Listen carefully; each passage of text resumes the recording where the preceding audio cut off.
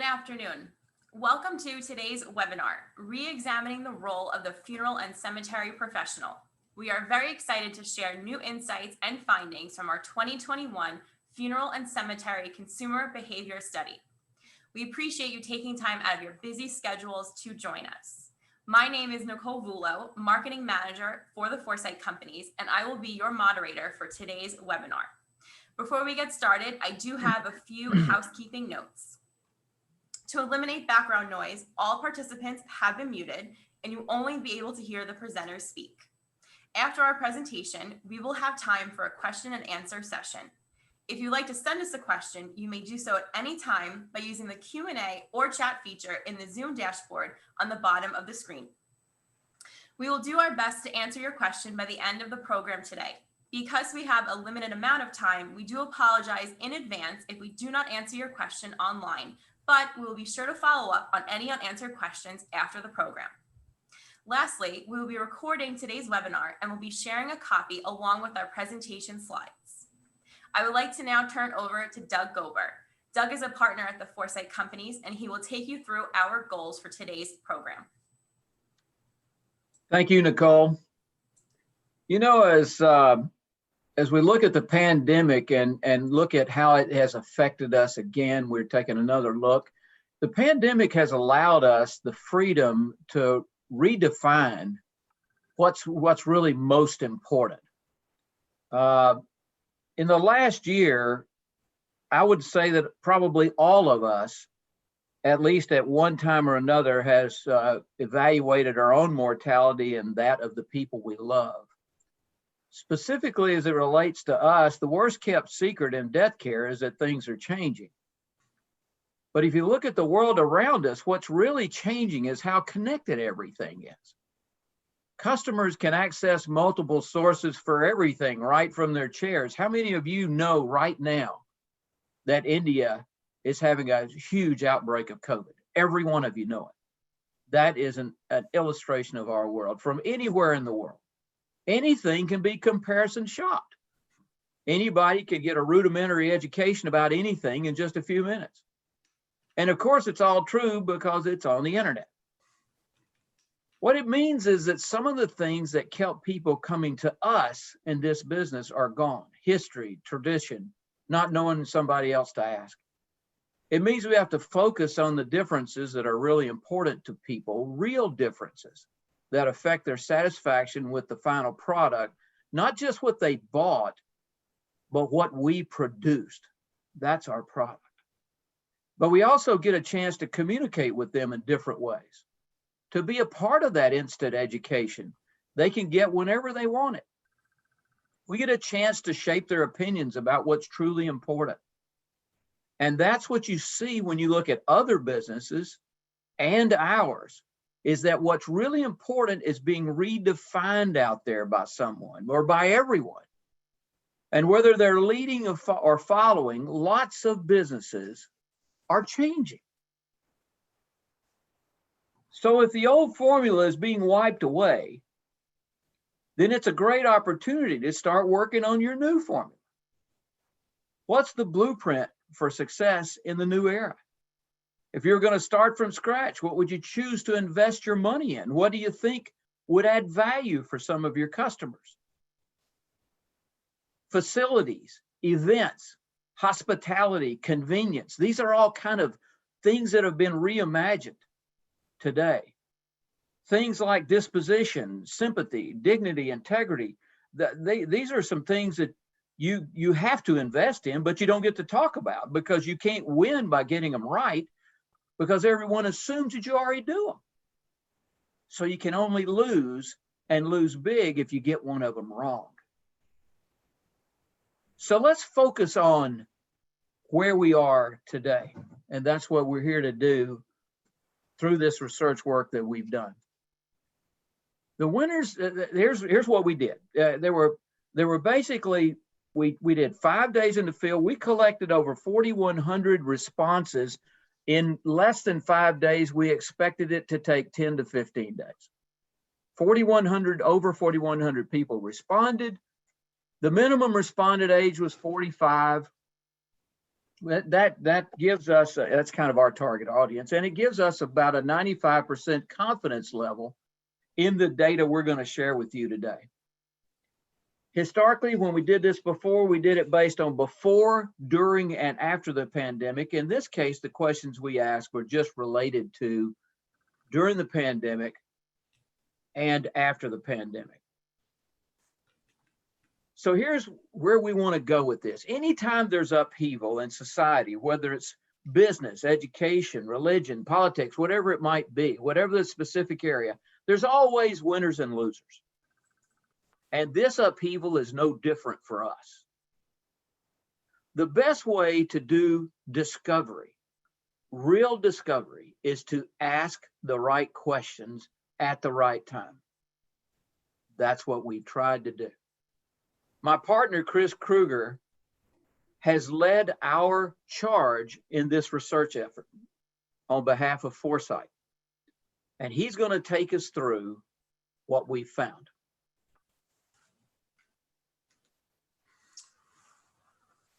Thank you, Doug. Before we get started, I would like to thank George Owens, Orrin Rappaport, Mike Cooperman, all of the SoCal Approach for all of their efforts in this research, as well as several other initiatives that we're working on right now. SoCal has been a fabulous partner, and we are blessed to have them as part of our team. They are also leading our effort in conducting focus groups. We are conducting focus groups specifically on the findings from this study. We will be rolling those out in some white papers and some future work that we're going to do. But I just wanted to start by thanking SoCal Approach for all their efforts in this, as well as the other initiatives that we have going on. As Doug mentioned, we launched the first funeral consumer study exactly a year ago, last May. At that time, we thought we were capturing opinions of pre, during, and post-COVID behavior. Interestingly, we were far from post-COVID at that point in time, but we found the great majority of the findings that we had from our first study and the directional information that we had from the 20 study have now been validated in the 21 study.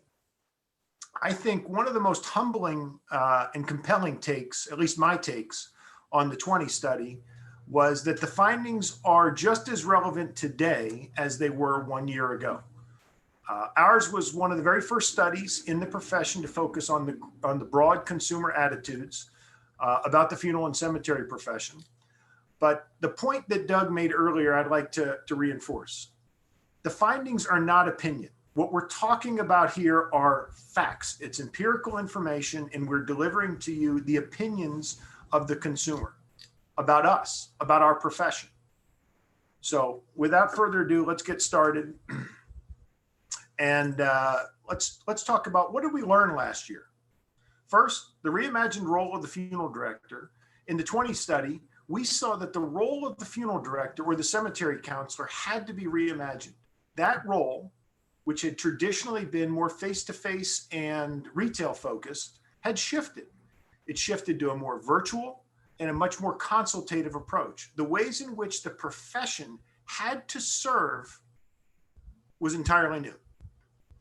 Secondly, the second finding that we had was around technology. Probably the most compelling findings were around technology. Technology was at the heart of just about every facet of the findings.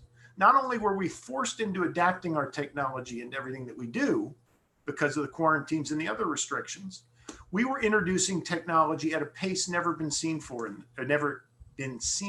in this profession.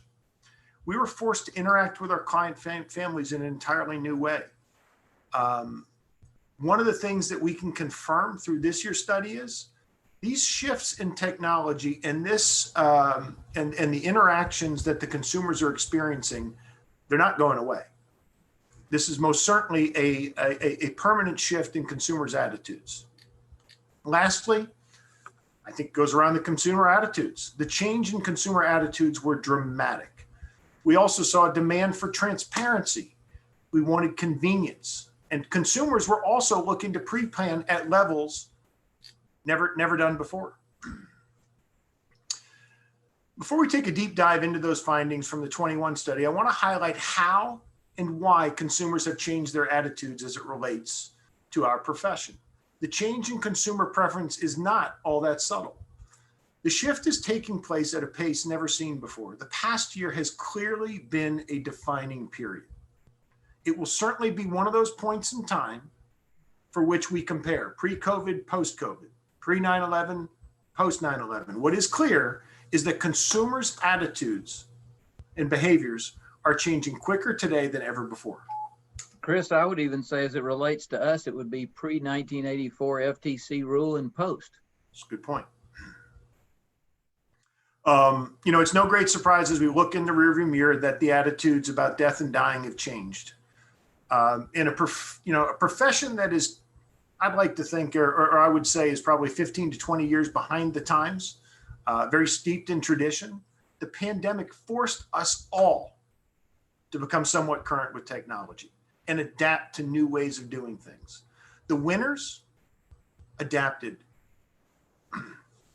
The winners adapted. They simply changed the way that they were doing things and adjusted the way that they were serving their clients. None of this is rocket science. It was all about being adaptable. There's really no silver bullet here. A wise man once shared with me some advice he got early on in his career, and it was listen to what the consumer wants and give them a double portion. Listen to what they don't want and don't push it on them. It's simple, but it's sound words to live by. If we don't listen to the consumer and provide them what they're looking for, somebody else will. If not you, then who? The recurring theme that I hope you're going to pick up on is, if not you, then who? If you don't listen to the wants and needs of the consumer, somebody else will. Plain and simple.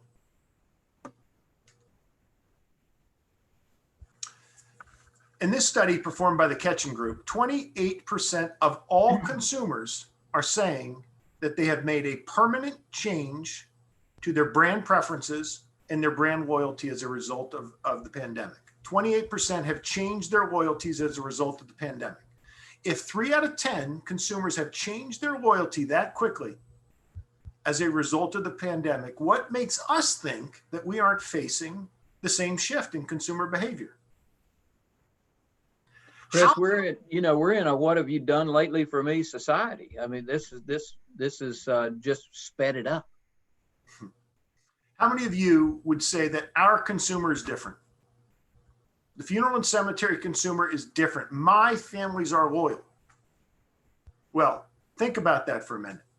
How have our families changed? Chris, I would tell you that the more infrequent the purchase as well, the less likely people are to have brand loyalty. It's a known fact that if you don't buy something very often, you may not have the same brand loyalty as you do to things that you buy frequently. Not only are things changing, but the most striking thing that I think we've discovered here is they've changed permanently. They're never going to go back to the old way. My mom used to say that things are not as good as they used to be and probably never were. And I think she was right. And that's kind of how the market is operating today. Good point, Doug. This is an interesting graph from the University of Pennsylvania, the Wharton Baker Consumer Loyalty Study. This study clearly shows the types of things that are driving consumers away from our business. So what are the behaviors driving consumers away? First and foremost, facility, physical plant. Are you up to standard? Is the landscaping where it needs to be? Number 2, the website. The second most common reason why consumers are being driven away is that the website is too difficult to navigate. I want you to remember this. We're going to talk a lot about this as we go a little bit further in this. 2 biggest reasons that people are running away from loyalty: facility or physical plant and their website. The other one that I want you to look at as you look on this chart here is 33% of consumers are being chased away because we're not listening. The reality is that when we don't listen to the consumer and we do what we want, we are sending the consumers away. Each and every aspect in the way that we conduct our business impacts our brand. The way that we are perceived by the public is affected by each and everything that we do. And it is not what we did before. It's what Doug just said. It's not about what you did for me before. It's about what are you going to do for me now? And what are you going to do for me tomorrow? Chris, I would also bring up that for us and for practically any business, this is an opportunity to sort of introduce the idea of people, place, process, and product. All of those things are sort of illustrated in some way in what's driving people away from businesses. And I think it's important that we consider, that each business considers doing an internal evaluation of all four of those areas, you know, people, place, process, and product. Not just product for us, what we sell, but also what we produce, the services that we produce. All of that kind of falls right into these behaviors that are driving customers away. And we've got to understand what's going on in every aspect of our business as it relates to those four things. Absolutely. Remember when I asked what our consumer looks like? Some of you were saying, not my family's. Well, this slide clearly shows that consumer attitudes have changed even more profoundly as it relates to our profession than their brand loyalty in general. Overall, 32% of consumers' attitudes have changed about the service and experience that they expect from a funeral home or a cemetery. Now, probably as significant as the overall percentage, 32% versus 28%, remember, is that the fact that many of these categories darn near doubled in the last year. Where consumers' attitudes about death and dying in the 20 study lagged behind the general brand loyalty, they are exceeding it now. Last year, if you look at last year, only 12% of consumers over the age of 75 had changed their opinions. This year's study, that number has increased by 75% to 21%. So where the consumers were slower to embrace change 1 year ago as it related to death and dying, they are now expecting new experiences at or above levels of the other things that are going on throughout their lives. So let's take a look at what the consumers are telling us 1 year after our initial study. I want to remind you again that what we're going to go through here is fact, not opinion. This is from research conducted by SoCal. This gives us a degree of confidence at the 95% level, plus or minus 2%. And here we go. So how many of you out there, for one reason or another, sent a family away? For one reason or another, you simply couldn't serve that family. Perhaps what seemed like a high-class problem, champagne problems, turning business away, it might haunt you for years to come. If your cemetery turned families away or the delays were simply too long, almost 30% of consumers are saying that they'll never come back. If your funeral home did the same, for one reason or the other, nearly 1 in 5 or 18% are saying that you've lost their business for good. Now, we've got some work to do to earn these people's trust back. Now, I would also suggest to you that just as easy as it was to lose that customer, it'll be just as easy to win them back by just simply doing the right things. You know, Chris, it was interesting in some of our early focus group work, which we're still in the middle of, people actually said the words, "I'm never going back to that place." And that was quite striking to us. Now, here is a rather harsh reality. Consumers do not feel that we are adjusting to meet their needs or their budget. Now, while the overall impression of the profession, remains strong, the consumers don't believe that we're listening. Straight across the board, the consumer feels that we are missing the mark as it relates to their needs and to their budget. So more so than ever, the consultative approach is the right one. If you're not listening to the consumer, you risk alienating the consumer completely.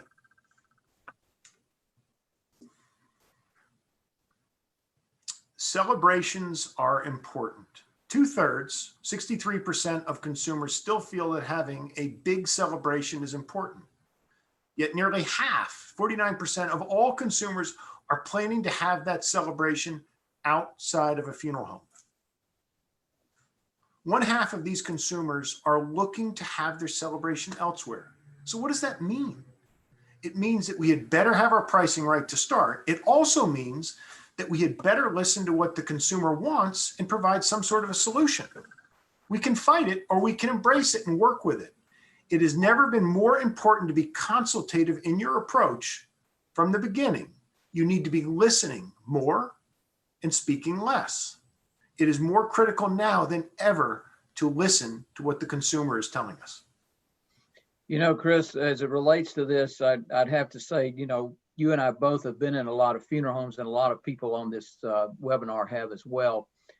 The average Walmart in the United States is nicer than the average funeral home. There's a lot of places you cross your threshold and you go back in time. But I will say that for those of you who have invested in facilities and create that atmosphere, you have a better chance of keeping them.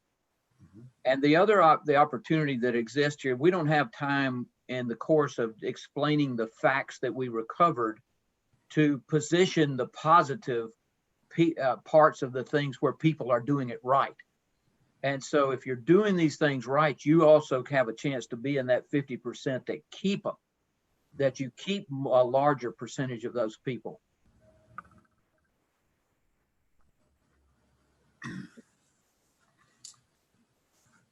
The question was, have you in the last 12 months experienced the death of a friend or a loved one? Now, we had a slightly older demographic that we surveyed over the age of 45, but the perception is that 43% of respondents said that they had experienced a loss. The question was not COVID specific, but 75% of those people described the experience as they didn't get to say goodbye. 2/3, 66%, couldn't see their loved one. Now, these numbers are awfully high, but this is the perception of the consumer. And the consumer feels like they have been slighted. They don't feel like they were able to say a proper goodbye. And now they surely will be some lasting trauma from this. But it also means this creates a tremendous opportunity for us.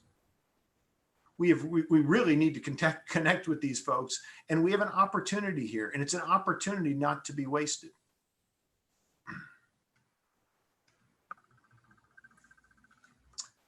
We just discussed how 43% of respondents said that they had experienced a loss, the great majority of whom didn't feel like they were able to properly mourn that loss.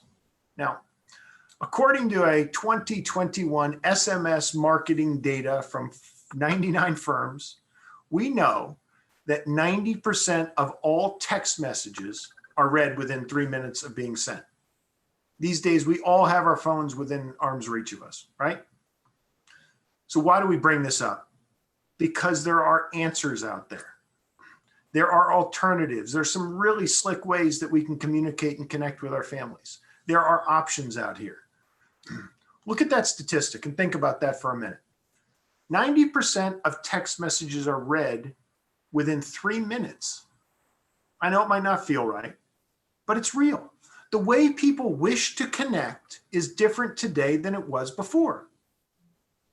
I had a recent discussion with an owner of some long-term care facilities in the Midwest, and he was telling me that almost 95, if not more, % of his communication with every single client is by text message.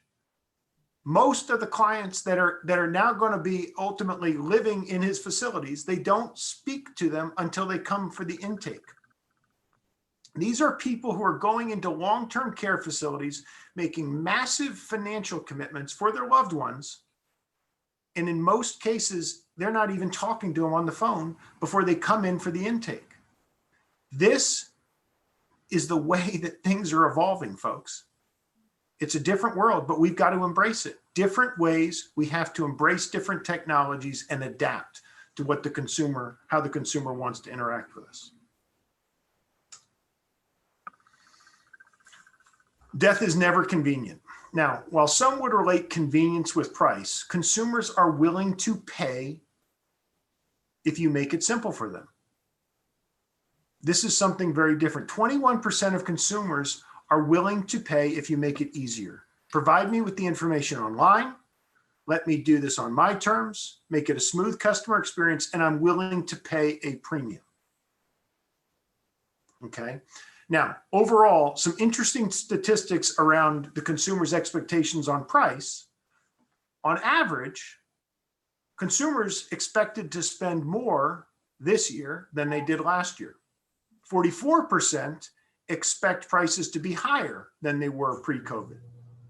14% expected them to be lower. 33% of all consumers expected to pay $6,000 or more for a funeral, while 30% of consumers expected to pay less than $4,000. Consumers are willing to pay for the services. They're willing to pay, and they're willing to pay for convenience. They just want to do it on their terms, and they want what they want. Plain and simple.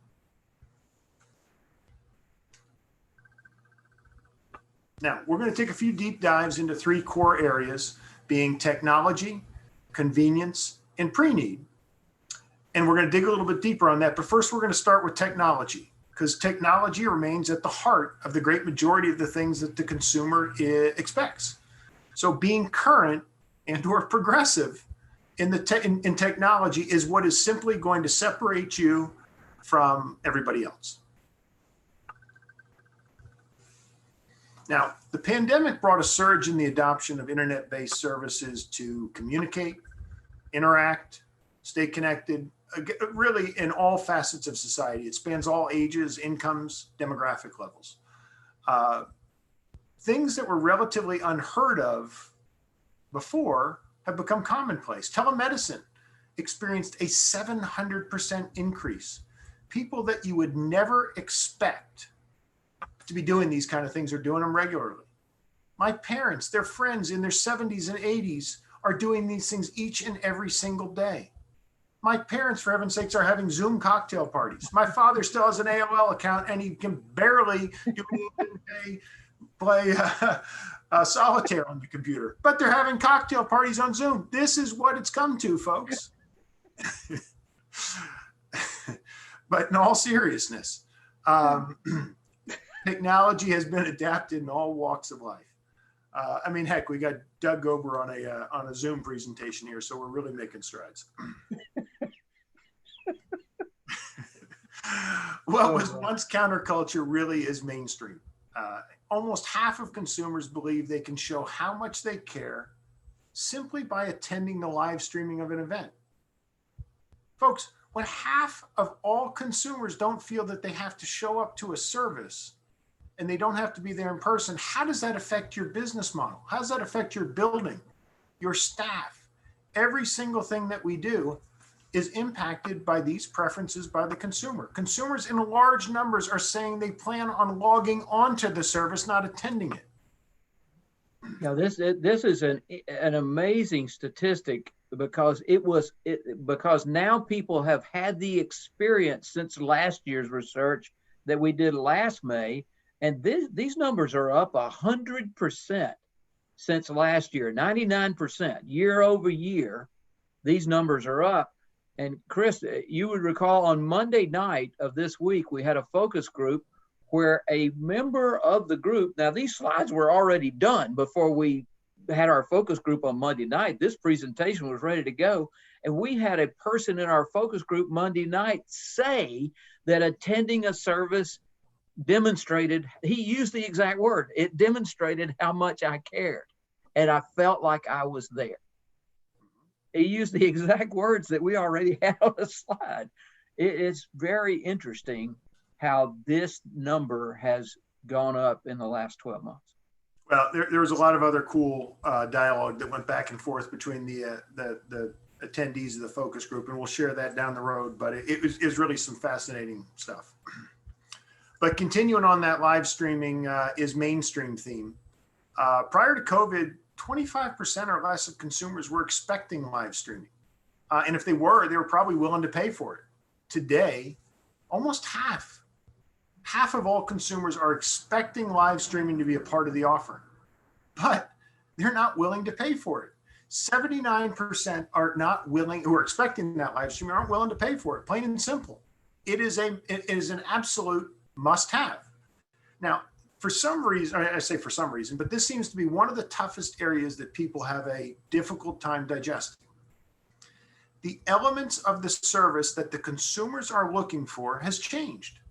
Not dramatically, but when they change, then change with it. If we need to incorporate live streaming into our offerings, then do it. Make sure that you're priced properly, but make sure that your offering is geared towards the wants and needs of the consumer. Highlight your service. Don't run from the challenge. Embrace it. These are opportunities.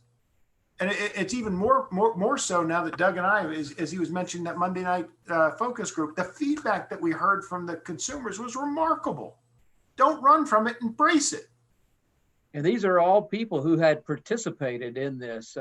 These are people who were selected from the respondents for the data we're sharing with you today. There are segments of our society that have never commerced online before that are now doing it.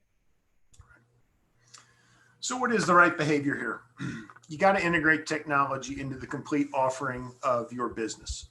That means from marketing to the arrangement, to the case management, to the aftercare. It has to be integrated throughout your entire offering.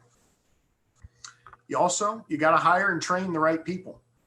Then it does come down to the training. It is about making sure that your people are equipped and that you're equipped to meet the needs of the consumer. These aren't nice to have items. These are must have. These are the minimum expectations of the consumer going forward. The solutions permeate all of our lives, each and every day. There is no reason to think that it's going to be any less so in the future than it is today.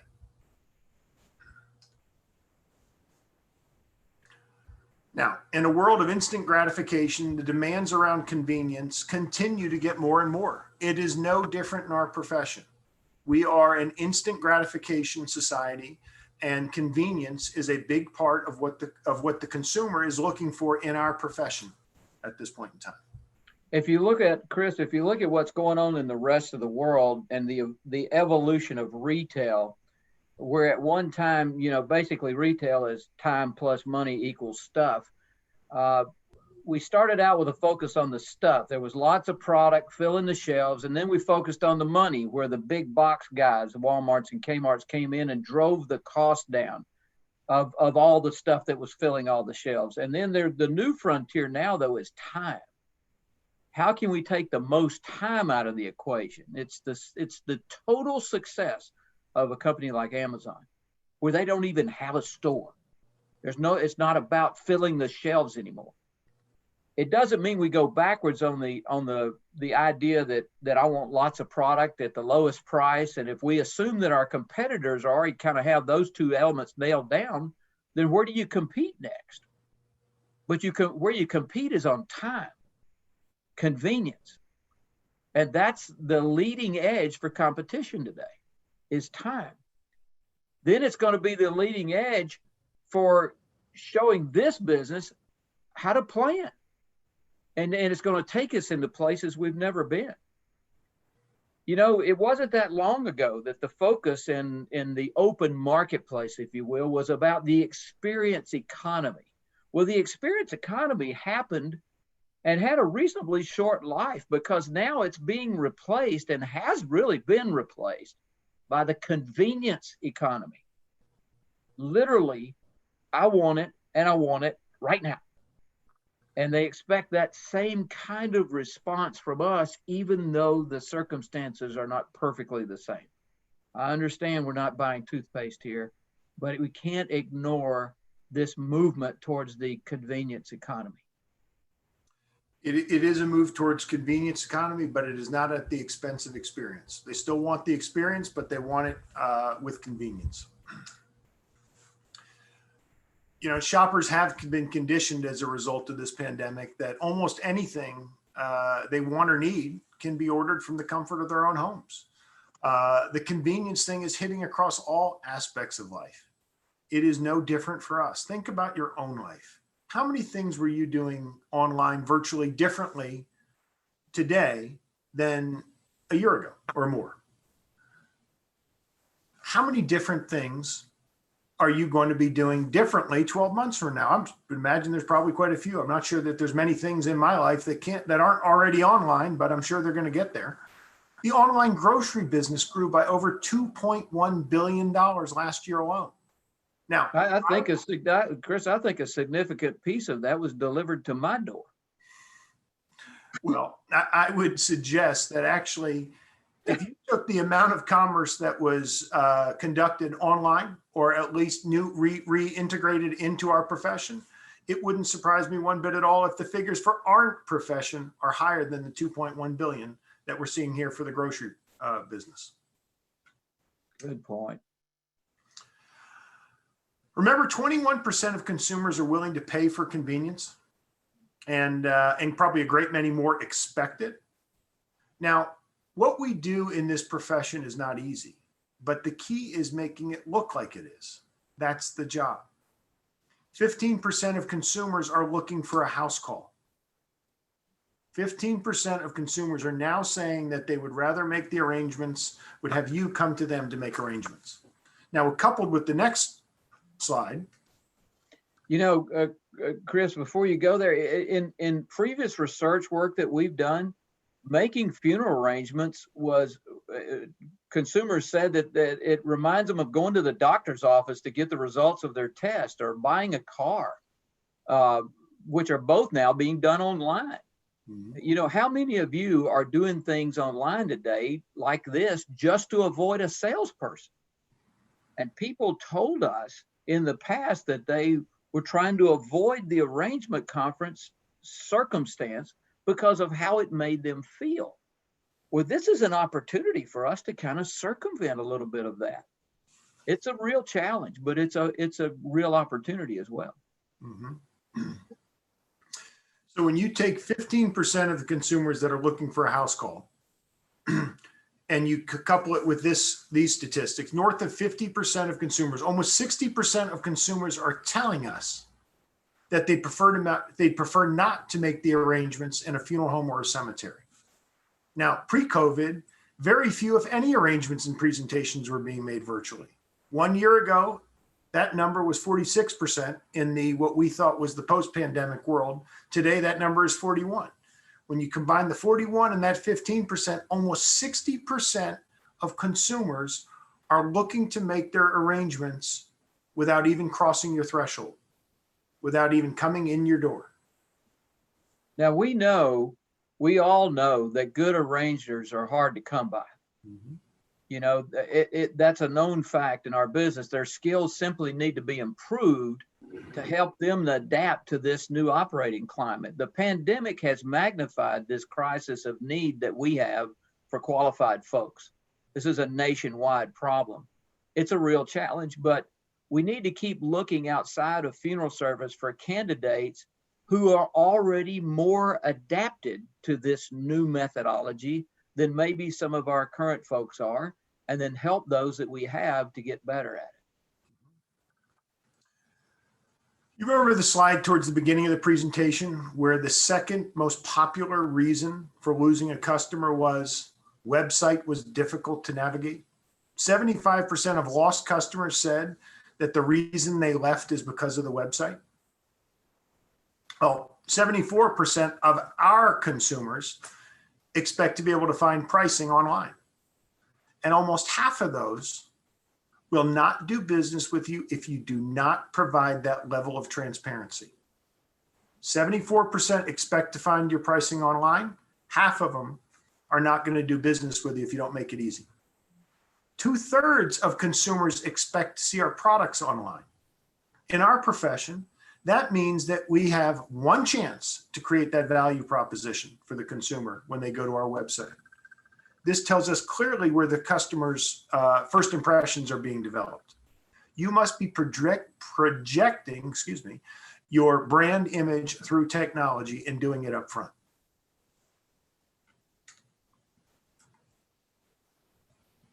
So as we said, almost half of consumers, 47%, will only do business with you if you make it convenient for them, at least when there is an alternative. If you don't provide access to pricing online, make the arrangement simple and listen to the consumer's needs. They will choose to go elsewhere when the options exist. If the options don't exist, make sure that you adapt your model, or there might just be a new competitor trying to steal your cheese down the road.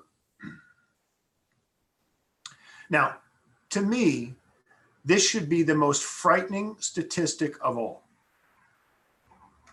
If you don't make it easy for the consumer, upwards of half of your customers will go elsewhere. Now, that sounds nuts. It sounds crazy. There's no way that my families are going anywhere else. Well, what would happen to your business if 10%, 20% of your calls disappeared? 20% of your pre-need of your volume were to disappear? What happens to your business if that 10 to 15 to 20% of the business were to disappear overnight? Anybody think it's 10 to 15% of your profits, or think it's almost the entirety of it? This statistic and the importance around convenience, about transparency, is really probably the most critical information that I think we have coming out of this. So when you think about convenience, think about the consumer. What makes consumers' lives easier? What makes your lives easier? Not in the context of our jobs, but what makes your lives easier? How do we make an experience easier? Now, while we're all wonderful people, and I think most of us would suggest that anybody would be totally blessed to have 2 or 3 hours to sit down in front of us and make an arrangement, that's not what the consumer wants to do, okay? I mean, they want us to provide a clean, easy to use experience on your website. They want to make it easy. And really what they're looking for is some education and information. Focus on the consultative approach. Give your team the training and the support they need in order to serve the families the way that they want to be served. Pretty simple, but training. It keeps coming back to training and knowing and listening to the consumer as to what they're telling us. Now, as we discussed earlier, the pandemic has caused people to evaluate their own mortality at levels far higher than ever before. The awareness of that mortality has created a huge opportunity. If you've read any of the industry publications, any of the blogs, just paid attention to some of the recent public filings, you surely know that pre-need sales have been at some of the highest levels in history. The pre-need opportunity is real, more so now than at any other point in recent history. 75% of consumers have a desire to pre-plan their funeral and make their cemetery arrangements.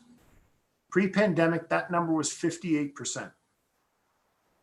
The demand for prearranged services has increased by 30% year over year. Those numbers are even higher when you look at certain demographics, and it's even higher for those who have experienced a death in the last 12 months. The 42% who said that they'd experienced a death, those people are even more inclined to plan, and they're looking to spend a heck of a lot more money too.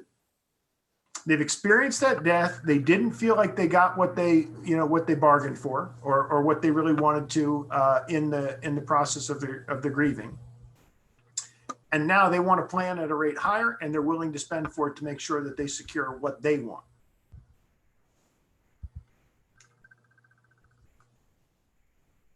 If you don't embrace pre-need, you're missing a huge opportunity. If you don't have the time or the resources, look for some help. I'm not suggesting it's easy, but there are some incredible options out there, whether they be third-party marketing, the resources through some of the associations, state and national associations. There are some fabulous resources with pre-need. More than anything, I simply suggest that you embrace it. Embrace pre-need and do whatever you can, because the opportunity in the short term and the long term is significant. Yeah, if you're still doing only walk-ins for pre-need, you're going to get run over. You know, historically, no matter where we go, the the operator who has the largest pre-need business in a given market tends to have the largest volume regardless of the price of his services. So you've got to embrace this. It's a must now. It's a tremendous opportunity. So who really won in 2020? And what exactly is the future of our profession? I know it might sound insensitive to look back at 2020 and think that there really were some winners, but on the professional side, there clearly were. The divide between those who won and those who lost is greater today than I think probably at any other point in recent history. And the thing is, the gains of those winners came squarely at the expense of those who did not perform, or let's call them the losers in this case. So where you look at the winners who really, really have been successful over this last 12 months, unfortunately, or fortunately, how you look at it, it's come at the expense of those who were slow to adapt. And I think that is going to be a continuing theme, where those who are willing to listen to the consumer and adjust are going to far outpace everybody else. Even though it's not totally a zero-sum game anymore, there are slight increases that continue to be expected in the number of deaths. The only way you win in this business is to drain somebody else's pond, and others, there are guys out there and people in this business doing it and doing it well. So who are those winners? First and foremost, the profession, the last responders. Through all the hard work of the state, national associations, the tireless efforts of each of you and your colleagues, and the sheer circumstance that has thrust a level of recognition to this profession that's been a long time coming.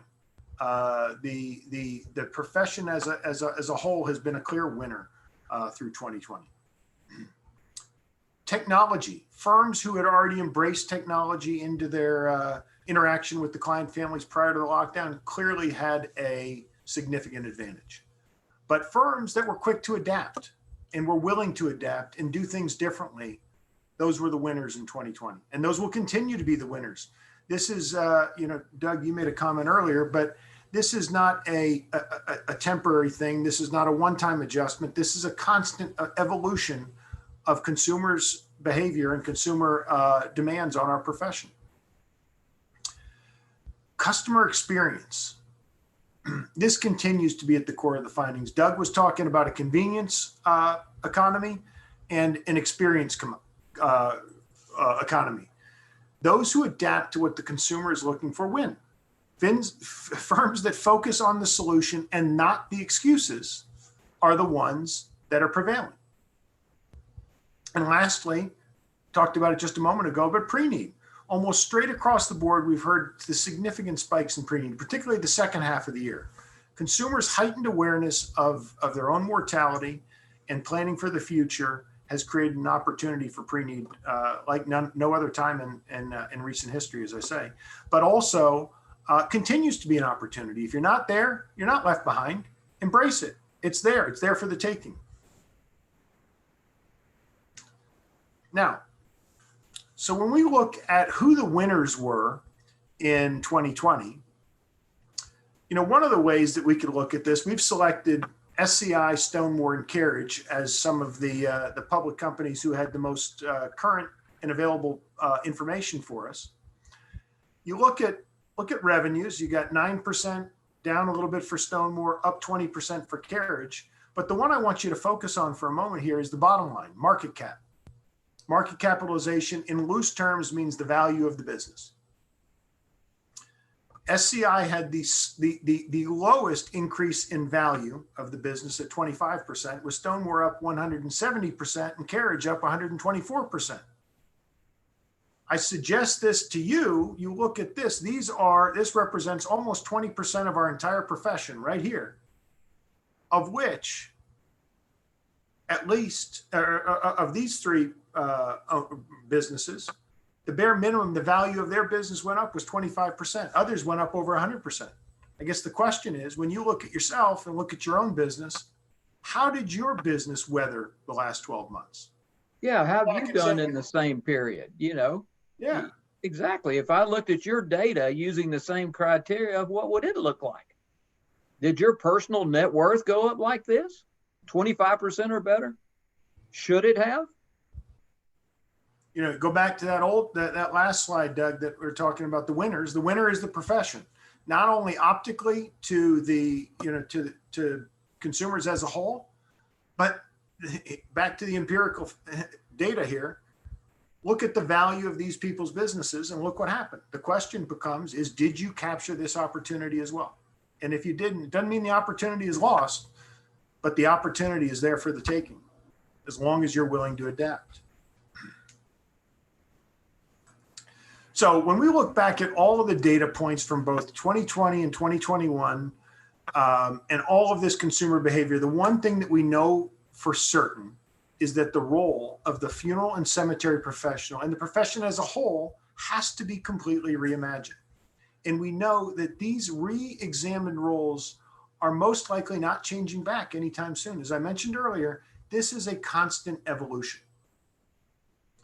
Technology has to be an integral part of your business model. It has to be part of your strategy. It has to be, pre-need has to be built into what you're doing. And you can't miss these tremendous opportunities. Doug mentioned it early on. With these radical times, we have radical opportunities, and they're here for the taking. Yeah, early on I mentioned the word upheaval. And upheaval in society forces people to change who had no intention of changing.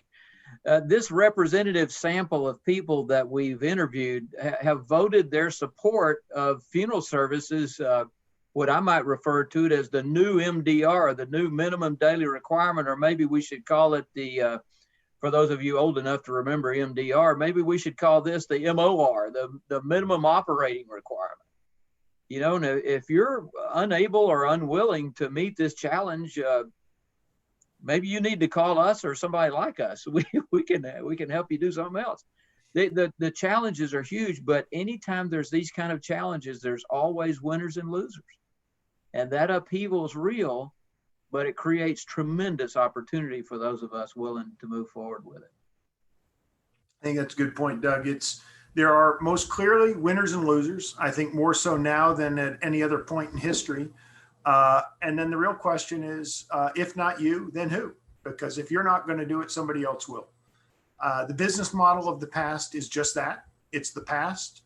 I don't think that there has ever been a better time to be in this profession than there is today. It doesn't mean it's for the faint of heart. There is going to be a lot of movement and a lot of activity going on, but the strength of this profession is stronger today than it has been in a long time. And I, for one, am very excited about the direction that we're heading. I agree, Chris. Once again, I would like to thank you all for taking the time to listen in on this presentation.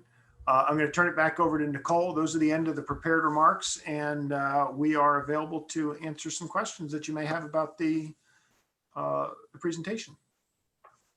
Thank you, Chris. It looks like we do have some great questions coming in from our audience.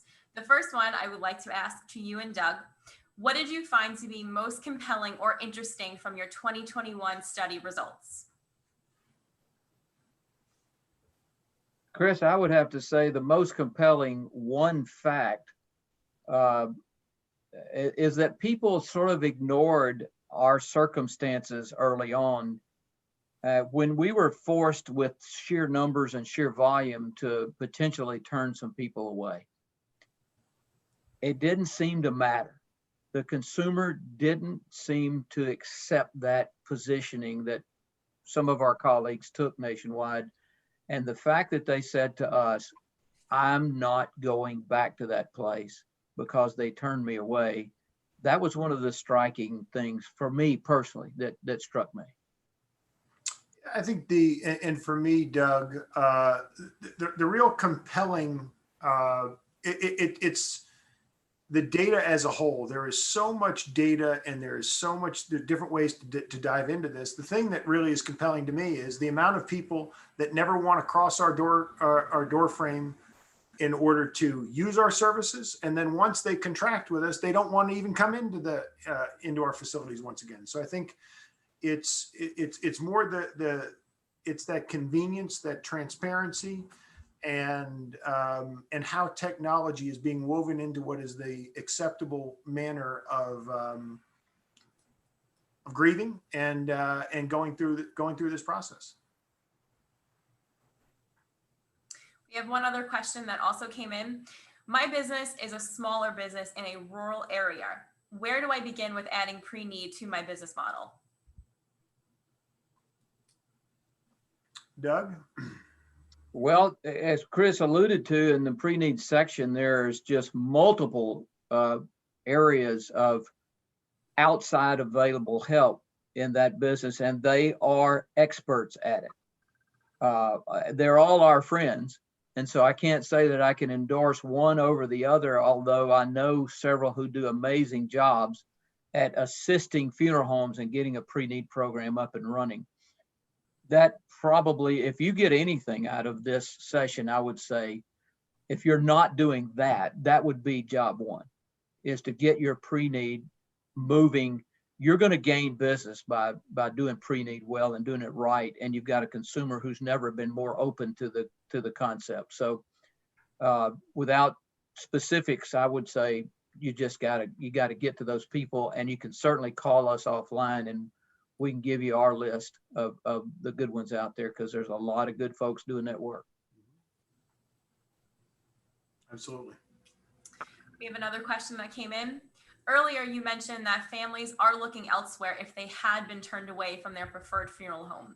What can you suggest to us as ways to try and win back their business? I think it's a great question. And one of the points that I tried to make was that just as easily as we lost them, I think that we can just as easily get these people back. And I think that's by listening to the way that they want to be communicated with, the way that they want to interact with us, and continuing that dialogue, right? And keeping that, continuing to evolve how our business model is being run, so that when that next time, when there is a time of need, that you are the right choice. And I would say that you've got to double down on those things now. The things that you have historically done to attract the business in your community, if you somehow manage to lose some for whatever reason, reasons that may have been completely out of your control. Yes. But if you've managed to lose some, you've got to double down now on those things that it took to get it to start with. Mm-hmm. And it requires a lot of energy, a lot of effort, and a lot of attention. But I think I agree with Chris. I think you get it back. And lastly, in your opinion, what percentage of these companies do you think will go back to doing what they were doing previously, or will they continue to embrace all these new behaviors?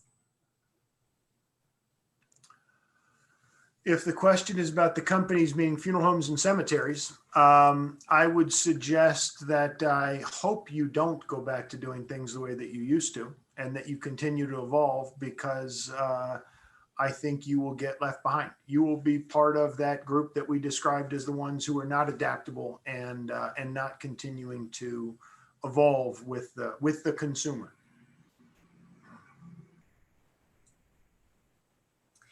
And one final question as well. Can you shed some more light on what exactly do the consumers mean by convenience? What exactly are they looking for? I think go ahead, Doug, were you going to speak? Well, I would say for sure your online presence. One of the things we've discovered is not only are people going from a laptop or a tablet, but the majority of people who access funeral home websites are doing it from a handheld device. The indication of that, with no specific evidence of seeing it, but the indication is that somebody's actually standing in the hallway of a hospital where their deceased may be in the next room shopping funeral homes at that moment. If they're unconnected, if they're disconnected from a funeral home or don't have one that they have planned in advance to go, they may be doing that from their handheld. And so this online presence thing is probably bigger than any of us either realized or think it would be for funeral service. And so I think that's one of the areas that absolutely needs to be addressed. I think it's critical. The one point that I would encourage is this is where that consultative approach comes into play. Ask the consumer. Ask them what they want. So when you embrace these things, and Doug, you're spot on. I mean, I think it all revolves around technology. It's about knowing what the prices are, understanding a little bit some education about what the process is and who you are, is making those resources available to the consumer so that they can make some decisions. I think that is an absolute critical piece of this whole thing. Thank you, Diane.